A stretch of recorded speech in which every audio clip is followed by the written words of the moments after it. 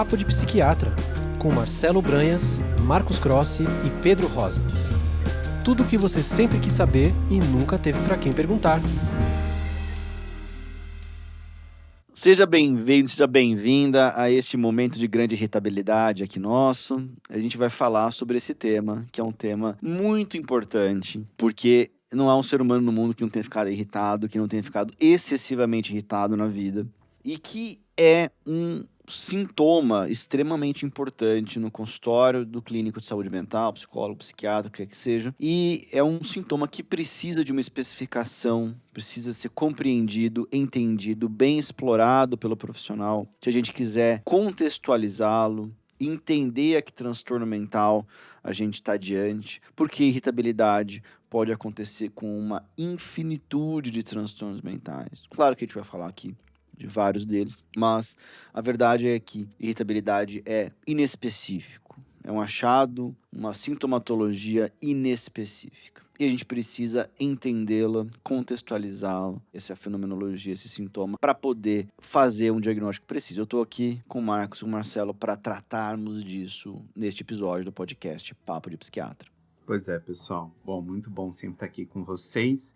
Pois é, Pedro, que nem você falou, né? Irritabilidade é uma coisa comum, é algo comum.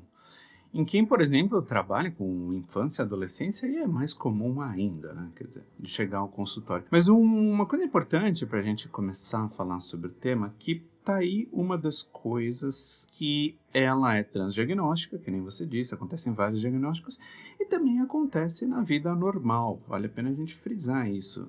Estar irritado, principalmente com algo, pode ser algo, inclusive, saudável, dependendo da situação.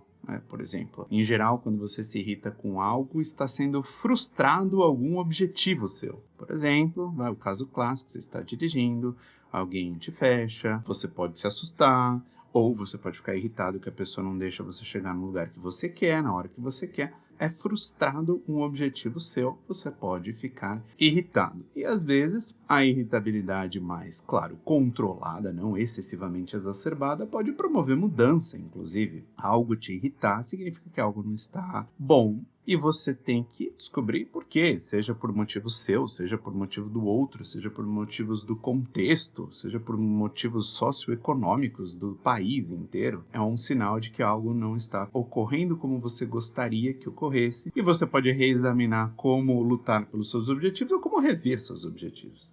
Inclusive, às vezes, me falha a memória se já temos episódios sobre isso, mas se não tivermos, faremos sobre aceitação, né? Algumas coisas que a gente tem que trabalhar também é aceitação, em contextos que a gente não pode modificar. Mas nesse episódio especificamente a gente está falando mais da irritabilidade, quando ela é exacerbada, quando ela é muito frequente ou muito constante ou basal em contextos de transtornos psiquiátricos. Então, é isso que a gente vai falar mais hoje. Oi, pessoal, realmente é um assunto importante, já que é uma experiência tão comum, tanto, assim, a maior parte das pessoas, elas têm essa experiência, e como também é uma experiência que pode causar muitos problemas, e ela vai estar inserida em um transtorno mental. E para começar falando sobre irritabilidade, né, o que é irritabilidade? Né? Então, existem várias definições que focam eventualmente mais nas emoções, nos sentimentos, algumas definições que vão mais para a parte comportamental, mas de forma geral, a irritabilidade pode ser definida como essa tendência a ter essa experiência, essa emoção de raiva.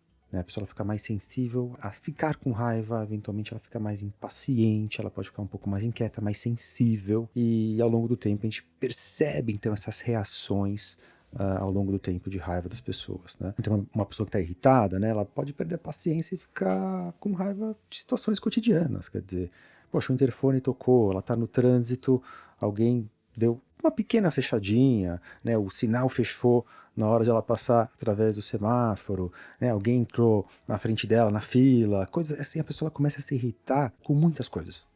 Né, quer dizer, então, é claro que existem intensidades de irritabilidade, às vezes uma irritabilidade mais leve, às vezes uma irritabilidade profunda e grave. Né, fazendo com que as pessoas, inclusive, se engajem eventualmente em comportamentos mais agressivos. Pode ser eventualmente mais verbais, eventualmente realmente físicos mesmo, né, uma agressividade física, né, eventualmente uma inquietação e assim por diante. Então, quer dizer, essa irritabilidade então, é uma alteração de humor, quer dizer, uma experiência assim, afetiva, mas de longo prazo, quer dizer, que faz ela ter esse limiar menor para sentir raiva.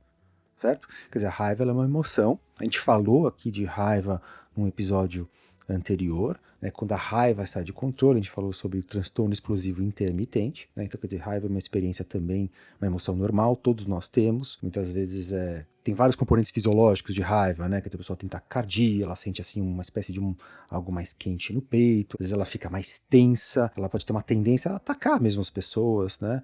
Então isso é a raiva, né? É diferente da irritabilidade, que é essa tendência da pessoa ter todas essas experiências de raiva, né? Tem a irritabilidade, então quer dizer, esse componente de humor, às vezes ela pode ser um pouco mais persistente, né? Quer dizer, uma coisa mais tônica, uma coisa até muitas vezes pode ser relacionada ao temperamento, eventualmente pode ser mais fásica também, né? Quer dizer, ela varia muitas vezes. Mas quer dizer, esse é um conceito mais amplo assim de irritabilidade, então a gente vai falar sobre quando isso, vamos dizer, causa problemas para as pessoas num contexto mais patológico, como o Marcelo comentou. A gente tem que lembrar que os transtornos mentais, eles compartilham sintomas entre si. Então, você pode ter um determinado sintoma que está presente em 2 transtornos mentais diferentes. Raiva é um sintoma frequentemente presente em muitos transtornos mentais diferentes. Portanto, a sua presença, por si só, oferece para a gente elementos pouco específicos para o diagnóstico. Isso não significa que não deva ser incluído, porque é um fenômeno relevante para a clínica, como o Marcos descreveu claramente, né? Mas existe um problema quando a gente automaticamente atribui um diagnóstico com base em um sintoma. Isso é um cuidado muito grande que o profissional de saúde mental precisa tomar, porque é raro que sintomas isolados façam um diagnóstico, eles sejam suficientes para um diagnóstico. E com frequência, o que a gente vê atualmente, e de maneira curiosa, com um ressurgimento recente, é a ideia de que raiva é um marcador específico de transtorno bipolar. No caso, apresentações de mania ou de hipomania, né? Dado que raiva acontece em depressão, mas depressão não é algo específico de transtorno bipolar. Enquanto que manias e hipomanias, se não tiverem uma relação com elementos orgânicos, ou substâncias especificamente, tem ali, o paciente recebe um diagnóstico de transtorno bipolar tipo 1, tipo 2, temos episódios sobre isso. E a verdade é que sim, raiva faz parte da fenomenologia da mania e da hipomania, principalmente nas suas apresentações disfóricas, não especificamente eufóricas, mas na maior parte das vezes, um paciente que tem raiva intensa, mesmo um paciente que tem crises de raiva, um paciente que tem um predomínio de raiva como uma psicopatologia, esse paciente não tem transtorno bipolar. Porque, como eu falei, raiva é algo que acontece em inúmeros transtornos mentais. É só você ter uns episódios sobre isso já no nosso podcast. A gente tem episódio sobre transtorno explosivo intermitente, a gente tem episódio sobre desregulação emocional em TDAH recentemente, a gente tem episódio sobre transtorno da personalidade borderline e narcisismo patológico. São todas condições clínicas em que raiva é muito frequente e, por vezes, a emoção predominante, ao menos a emoção externamente expressa, isso que vale dizer, raiva é uma emoção desagradável, sofrida de valência negativa, que ela é uma emoção que move as pessoas, que gera movimento, que gera atividade. As pessoas reagem. Raiva, inclusive, a fisiologia dessa emoção, a sua apresentação normal envolve o indivíduo agir, a raiva, portanto, é uma emoção, guiar o comportamento do indivíduo para ele tirar da sua frente obstáculos importantes, do indivíduo se motivar para resolver situações, por exemplo, injustas, né? Então, existe um componente fisiológico dessa emoção que, naturalmente, com muita frequência se torna excessivo, mal adaptativo, patológico, e sendo uma emoção que se expressa excessivamente, é muito destrutiva para as relações interpessoais. Em grande medida, esses transtornos mentais que eu citei, transtorno explosivo intermitente, personalidade borderline, narcisismo patológico, etc., a raiva é um dos grandes componentes ali para gerar problemas interpessoais, trabalho, relações familiares, amorosas, amizades, assim por diante. Mas sim, raiva está presente em apresentações de transtorno bipolar, aqui no caso que a gente está falando, disforia em manias e hipomanias, né? E essa irritabilidade, transtorno bipolar, como é que ela é? Porque não dá pra gente de bate-pronto assumir, tem irritabilidade, é transtorno bipolar ou até prova contrária é transtorno bipolar. Não, não é esse o raciocínio clínico atual da psiquiatria baseado em evidências. Mas, sim, a gente vai em pacientes, principalmente que têm depressão, que têm alterações de humor, que são grande parte dos nossos pacientes, olhar e investigar, usar do nosso tempo da entrevista clínica para investigar essa possibilidade, né? Porque essa possibilidade existe e a gente vai ter que entender quando é que vai chamar a atenção para esse seu caso, né? A irritabilidade na mania, ela é intensa, pervasiva e de característica episódica e tipicamente ela surge de um humor elevado de hiperatividade. Pode gerar crises de raiva e comportamento confrontativo frequentemente vem de frustração de um indivíduo não ter as suas ideias acompanhadas por outro, a sua aceleração acompanhada por outro, que às vezes é um desafio para o indivíduo que está em mania entender por que que o outro não acompanha, né.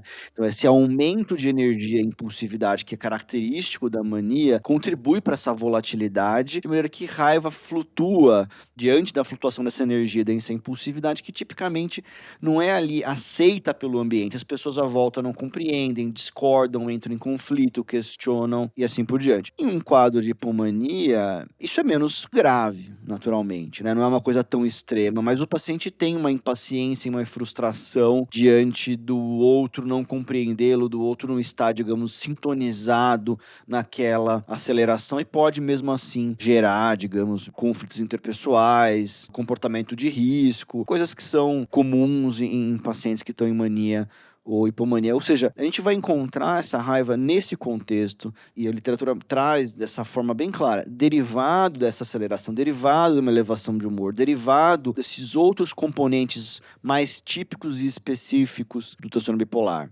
né? E muito relevante, como é o curso clínico disso, é algo que é episódico, então não é algo persistente, tipicamente, ou às vezes é persistente porque o indivíduo deprime e tem irritabilidade na depressão, mas acontecendo de maneira diferente, uma outra apresentação clínica, e que a gente sabe, transtorno bipolar, esses sintomas pioram, a privação de sono, quando fica sob estresse, quando usa substâncias ali para tentar se regular, álcool, estimulantes e assim por diante. Talvez não é para um episódio que a gente falar sobre todas as características de todos os transtornos mentais, mas foi importante trazer elementos para descrever a irritabilidade do transtorno bipolar, para mostrar, olha, é importante, é para a gente investigar, a gente tem que esclarecer a sintomatologia, descrever uma síndrome completa, que é o que o DSM exige, todas as classificações vão exigir para a gente fazer um diagnóstico de hipomania ou mania, mas a gente não pode nem partir da premissa de que irritabilidade é sinônimo de transtorno bipolar e nem de que é até prova contrária associada ao transtorno bipolar. Pois é, Pedro, isso que você falou acho que é fundamental, porque, por exemplo, se achava muito no passado que um excesso de irritabilidade durante a infância, por exemplo, seria preditivo, né, de transtorno bipolar. Tanto que há um diagnóstico na psiquiatria da infância e da adolescência, que é o transtorno disruptivo da desregulação do humor, ou a sigla em inglês mais usada DMDD, que achava-se que essas crianças tinham mais chance de desenvolvimento de transtorno bipolar na vida adulta e essa irritabilidade seria um sinal disso. E, na verdade, se observou que não, o mais comum de ocorrer, as crianças com maior irritabilidade durante a infância e a adolescência terem depressão e ansiedade na vida adulta. Esse é o mais comum.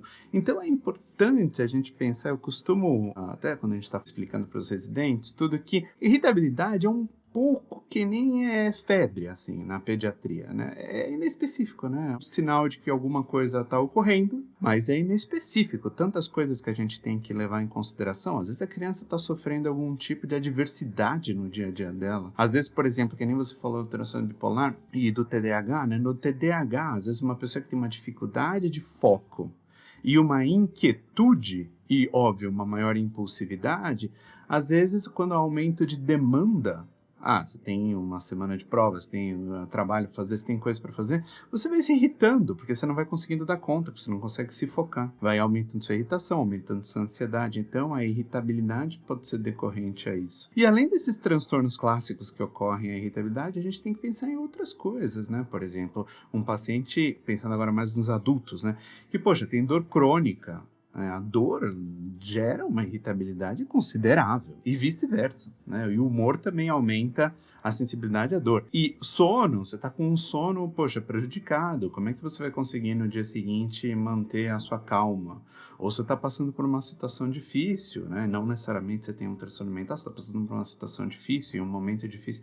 Então, a irritabilidade, ela é uma coisa consideravelmente inespecífica, que a gente tem que ver o desenvolvimento, os gatilhos, o ambiente, se é tônica, ou seja, quase que o tempo todo, ou se ela é mais fásica, se ela é mais situacional, tem que ver tudo isso. Então quer dizer que assim, para avaliar a irritabilidade, a gente avalia a irritabilidade em si, as características da irritabilidade, né, em que circunstâncias ela ocorre, mas também a gente vai contextualizar essa irritabilidade na vida da pessoa, no desenvolvimento, como isso evoluiu ao longo do tempo, e a gente vai avaliar também quais sintomas associados também, né, o que tem junto com a irritabilidade.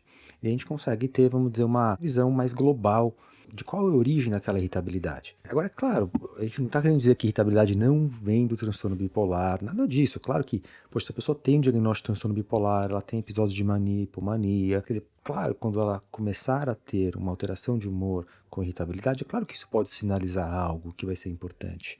É claro que a irritabilidade também pode ser uma expressão do transtorno bipolar, mas, assim, do ponto de vista assim, de frequência, a maior parte das pessoas que estão irritadas não tem transtorno bipolar. E tem vários outros transtornos mentais associados à irritabilidade, né? Como o Pedro falou, quer dizer, ele falou do transtorno bipolar, mas também tem a depressão, né? Quer dizer, a pessoa que tem depressão, ela pode ficar mais irritada, ela fica sem paciência para algumas coisas, ela fica mais negativa em relação ao mundo, tudo isso vem junto, claro, com, eventualmente, humor depressivo, perda de energia, todos aqueles sintomas de depressão que a gente já comentou aqui no podcast. Pode ser uma expressão do transtorno borderline, quer dizer, aquela pessoa ela é cronicamente irritada, ela tem temperamento irritável, mas isso desregula, principalmente em situações mais interpessoais.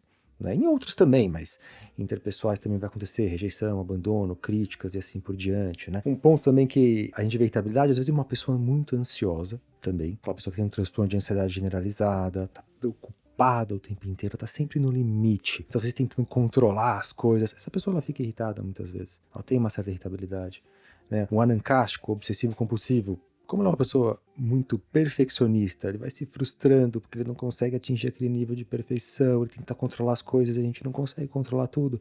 Ele fica também, eventualmente a gente começa a perceber eventualmente uma reação de uma irritabilidade. Então quer dizer, é algo bastante inespecífico, fora situações, vamos dizer, normais de irritabilidade. Né? Poxa, eu não dormi durante as últimas 3 noites muito bem. Né? Eu posso começar a ficar um pouco mais irritável também. Quer dizer, eu estou numa privação de sono, por exemplo, eu não comi muito bem também, isso pode acontecer. Passei por uma série de frustrações no trabalho, isso pode gerar uma irritabilidade que não necessariamente é algo, vamos dizer, diagnosticável como uma patologia psiquiátrica, né? Outra irritabilidade que a gente vê muito na prática clínica, que também é fásica, geralmente é o transtorno disfórico pré-menstrual, né? Que é uma forma de tensão pré-menstrual patológica, né? Que tem muita irritabilidade associada ao ciclo menstrual. Claro, vão ter vários outros sintomas que são associados também ao ciclo menstrual, também edema, dor de cabeça e assim por diante. Mas também é algo, vamos dizer, que é fásico e não necessariamente é o transtorno bipolar. Na maior parte das vezes não é o transtorno bipolar. É claro que a pessoa pode ter um transtorno bipolar e um transtorno disfórico pré-menstrual, mas a maior parte das vezes é um transtorno disfórico pré-menstrual. Aí o tratamento vai ser diferente. Então, é importante falar essa questão da irritabilidade porque, bom, realmente não é igual ao transtorno bipolar. Tem várias outras questões que são importantes a gente pontuar aqui e demanda sempre uma avaliação completa pelo psiquiatra ou por um outro profissional de saúde mental. Legal que o Marcos lembrou aqui do transtorno disfórico pré-menstrual, que é um tema muito esquecido, infelizmente, mas que é um transtorno classificado como transtorno de humor, né? E que é muito prevalente e às vezes esquecido, mas que precisa ser tratado, né? Que perturba muito a vida das mulheres. Um outro transtorno mental também muito associado à irritabilidade é o transtorno de estresse pós-traumático, né? E aí é interessante essa perspectiva que o próprio TEPT, transtorno de estresse pós-traumático, traz pra gente, é a eliciação, né? O surgimento, a evocação, uma palavra que você quiser usar, da raiva por um gatilho, que geralmente é uma exposição, da pessoa lembrar ou dela ser exposta a algum elemento ambiental que a lembra do trauma, direto ou indiretamente, né? E que vai trazer emoções intensas, por exemplo, raiva, dentre outras, que pode acontecer. E essa é uma perspectiva importante, que funciona globalmente para as emoções, mas que é extremamente importante para a raiva. Qual é exatamente o gatilho que acontece? Sim, é contextual, sim, é por algum evento, alguma relação interpessoal, algum conflito, alguma frustração, mas veja que todas essas palavras são muito inespecíficas, elas são vagas. Frustração, incômodo, conflito, contexto, tá? Mas o que? Qual parte? As relações interpessoais, elas são multifacetadas. Para uma pessoa, uma faceta A gera raiva, para outra é a faceta B. Então isso é uma diferença. Então, por exemplo, quando a gente gravou o nosso episódio da diferenciação entre personalidade borderline e de personalidade narcisista, tem ali, às vezes, a gente vê expressões de raiva predominantemente semelhantes entre esses dois diagnósticos, mas o gatilho em si, a faceta interpessoal, é diferente entre esses dois transtornos mentais. Abandono, essa ruptura de apego, de senso de presença do outro, que é necessária muitas vezes para o paciente borderline integrar a própria identidade, versus uma situação, às vezes, de ruptura de relacionamento ou de alguma maneira do indivíduo não conseguir cumprir as suas autodemandas de grandiosidade e expectativas de tratamento especial, coisa característica do transtorno de personalidade narcisista. São gatilhos diferentes. Agora, naturalmente, não são só esses dois gatilhos que geram raiva. Muitas pessoas com transtornos de ansiedade, transtorno de ansiedade generalizada, TAG, têm muita raiva. Porque é um senso de não conseguir dar conta das coisas, do senso de estar constantemente preocupado, aflito, e que isso pode gerar raiva. Lembrando aqui, aí uma coisa que a gente já falou em outros episódios, mas raiva e irritabilidade são emoções tipicamente secundárias. Secundárias no sentido que elas vêm de uma outra emoção. Tem uma outra emoção, né? Que é a solidão, um senso de abandono, ou ansiedade, ou um senso de tristeza, de não conseguir dar conta das coisas, as coisas não valerem a pena, de estar tudo errado, que muitas vezes acontece em depressão. Quer dizer, vale a pena, digamos assim, a gente fazer essa engenharia reversa, fazer o rewind, né? Voltar, que ninguém mais usa toca-fitas, né? Mas a gente de voltar um pouco no tempo aqui, slice por slice, dessa emoção, para ver o que veio antes, qual é a primeira emoção. Às vezes é muito rápida, fugaz, porque a irritabilidade é uma coisa que pega fogo e oclui todo o resto, né? Mas vale a pena a gente analisar para perceber no indivíduo o que faz a raiva surgir. Isso é um trabalho importante e é relevante que as pessoas se interessem por esse processo de autoobservação e autoaprendizado. Pessoal, obrigado aí pela atenção, audiência de vocês. Deixem sugestões, dicas, críticas, likes e encaminhem para o seu melhor amigo, o seu podcast favorito. Muito obrigado, até a próxima. Um abraço, até a próxima, pessoal. Obrigado, pessoal. Até a próxima.